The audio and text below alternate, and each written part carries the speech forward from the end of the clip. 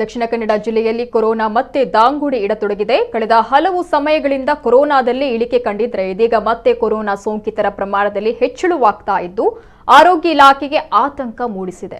ದಕ್ಷಿಣ ಕನ್ನಡ ಜಿಲ್ಲೆಯಲ್ಲಿ ನಿನ್ನೆ 21 ಹೊಸ ಸೋಂಕಿತರು ಪತ್ತೆಯಾಗಿದ್ದು 40 ಮಂದಿ ಸಕ್ರಿಯ ಸೋಂಕಿತರಿದ್ದಾರೆ.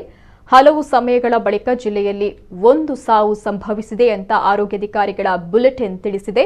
ಇದೀಗ ದಕ್ಷಿಣ ಕನ್ನಡ ಜಿಲ್ಲೆಯಲ್ಲಿ ಪಾಸಿಟಿವಿಟಿ ದರ 2.47% ಇದುವರೆಗೆ 1852 ಸಾವು ಸಂಭವಿಸಿದ್ದು ನಿನ್ನೆ 8 ಮಂದಿ ಕೊರೋನಾದಿಂದ ಗುಣಮುಖರಾಗಿದ್ದಾರೆ. ಸಾರ್ವಜನಿಕರು ಸಾಮಾಜಿಕ ಅಂತರವನ್ನು ಕಾಯ್ದುಕೊಳ್ಳುವಂತೆ ಸೂಚಿಸಲಾಗಿದ್ದು ಇದುವರೆಗೆ ಮಾಸ್ಕ್ ಹಾಕದೆ ಓಡಾಟ ನಡೆಸಿದ 96,212 ಪ್ರಕರಣಗಳಲ್ಲಿ 1,16,05,880 ರೂಪಾಯಿಗಳನ್ನು ದಂಡದ ರೂಪದಲ್ಲಿ ವಸೂಲು ಮಾಡಲಾಗಿದೆ. ರಾಜ್ಯದಲ್ಲಿ ಹೆಚ್ಚುತ್ತಿರುವ ಕೊರೋನಾ ನಿಯಂತ್ರಣಕ್ಕೆ ಮಾಸ್ಕ್ ಧರಿಸುವುದು ಕಡ್ಡಾಯವಾಗಿದ್ದು ರಾಜ್ಯ ಮಟ್ಟದ ಟಾಸ್ಕ್ ಫೋರ್ಸ್ ಸಮಿತಿಯು ರಾಜ್ಯ ಸರ್ಕಾರಕ್ಕೆ ಶಿಫಾರಸು ಮಾಡಿದೆ.